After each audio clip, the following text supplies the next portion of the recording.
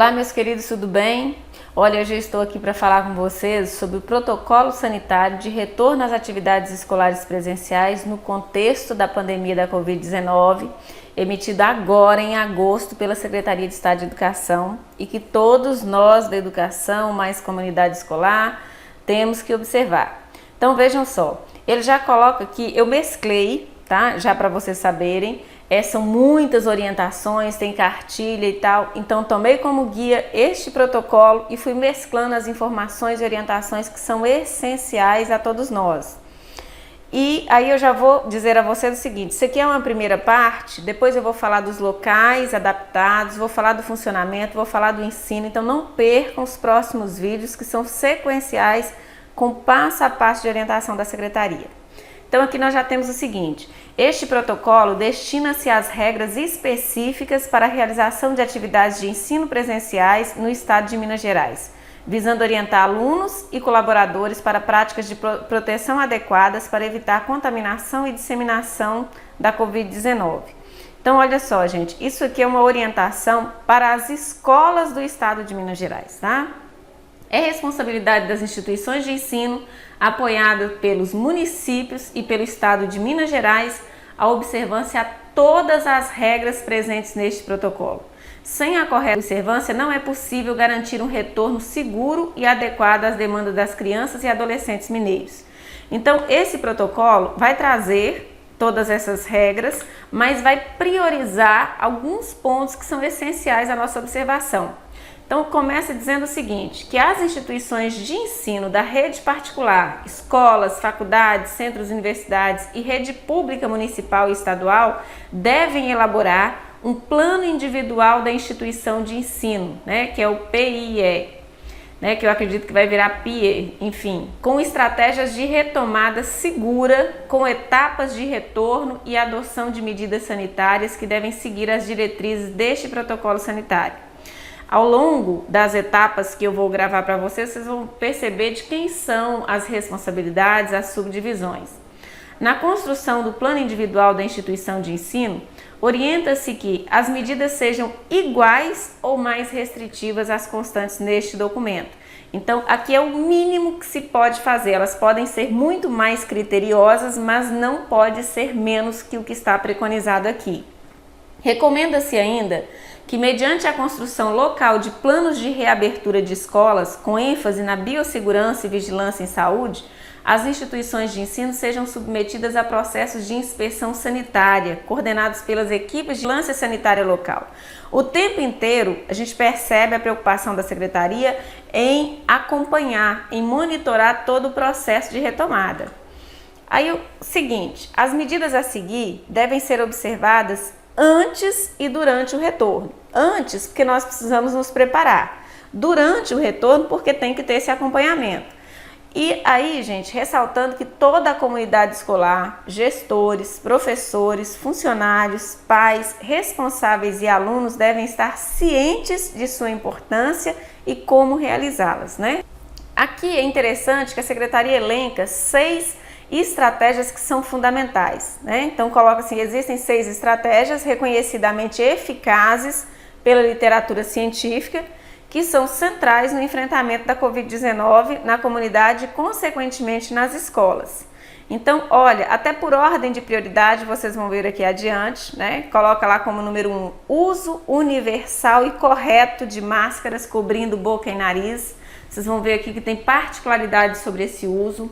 Distanciamento físico de no mínimo 1,5 m entre pessoas, lavagem das mãos e etiqueta respiratória, limpeza e manutenção frequente das instalações, rastreamento de contato em combinação com isolamento e quarentena e vacinação da população elegível, em especial trabalhadores da educação.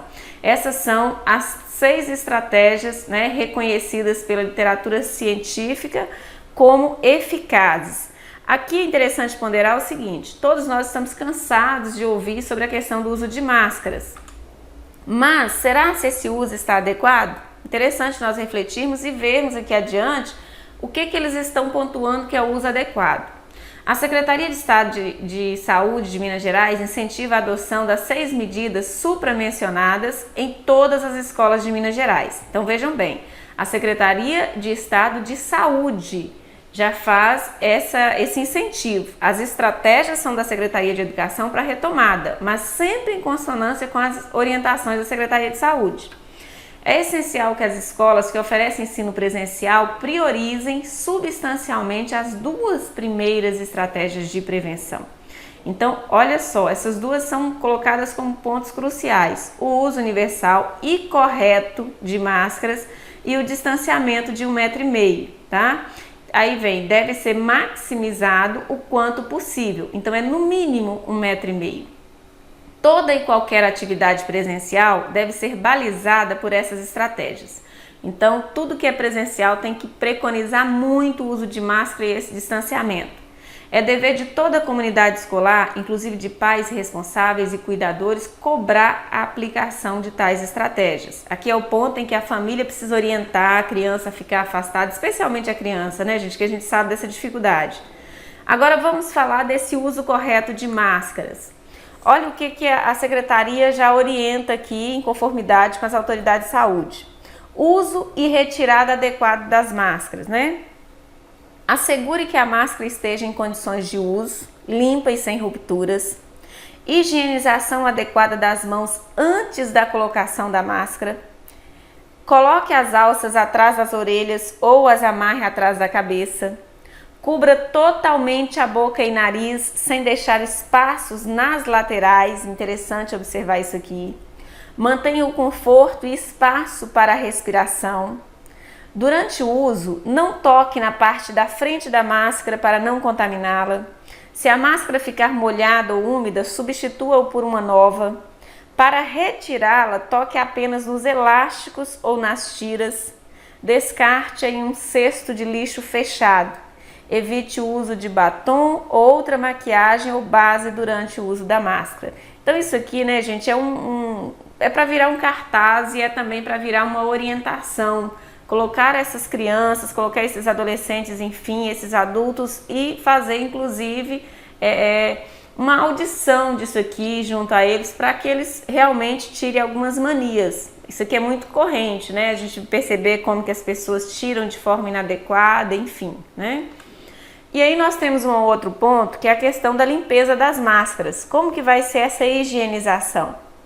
Não utilizar a máscara por longo tempo, então máximo de 3 horas. Trocar após 3 horas de uso. Trocar a máscara sempre que estiver úmida, suja, danificada ou se houver dificuldade para respirar. Não compartilhe a sua máscara ainda que ela esteja lavada. Então aqui temos que ficar atentos a essa questão da respiração, por exemplo. Os alunos eles podem vir já com as máscaras de casa, às vezes o tecido está atrapalhando a respiração, não sabemos se teve essa observância. Então é interessante importante, né, ficar atento a isso. Não pode compartilhar, obviamente, ainda que esteja lavada. Descartar as máscaras sem ser de pano, tá? Máscaras de tecido podem ser lavadas e reutilizadas regularmente. Entretanto, recomenda-se evitar mais que 30 lavagens. Então, observem. Máscara deve ser lavada separadamente de outras roupas e deve ser deixada de molho em uma solução de água com água sanitária. Aqui, vocês vão perceber como que tem que ser feita essa solução. Ou outro desinfetante equivalente de 20 a 30 minutos. Olha, como que vai ser essa questão do molho em água sanitária e também com alvejante, né? Se for em água sanitária, diluir 2 colheres e meias de sopa de água sanitária, né, em 1 litro de água. Isso aqui é o ideal para desinfectar.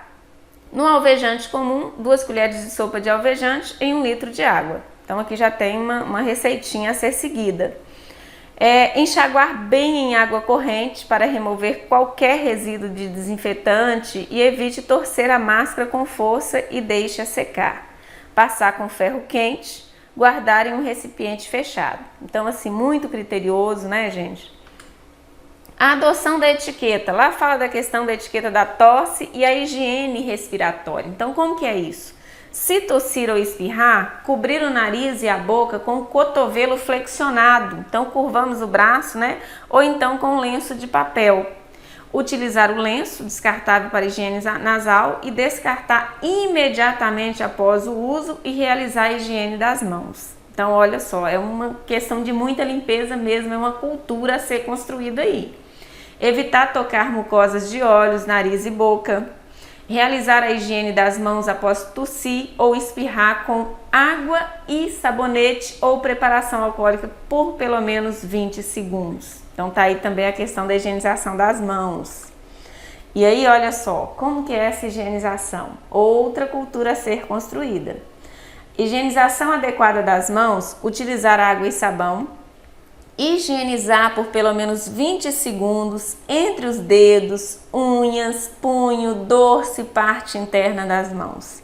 Secar as mãos com toalhas de papel. Se a água e o sabão não estiverem disponíveis, usar álcool em gel 70%. Especialmente essa lavagem, especialmente após ida ao banheiro, antes de entrar na sala de aula, antes de comer e depois de assoar o nariz. Então aqui vocês já têm as principais orientações, são as orientações iniciais, e aí vocês vão ver como que os espaços têm que ser adaptados, o trabalho em sala de aula. Fiquem comigo que nós vamos acompanhar essa sequência passo a passo.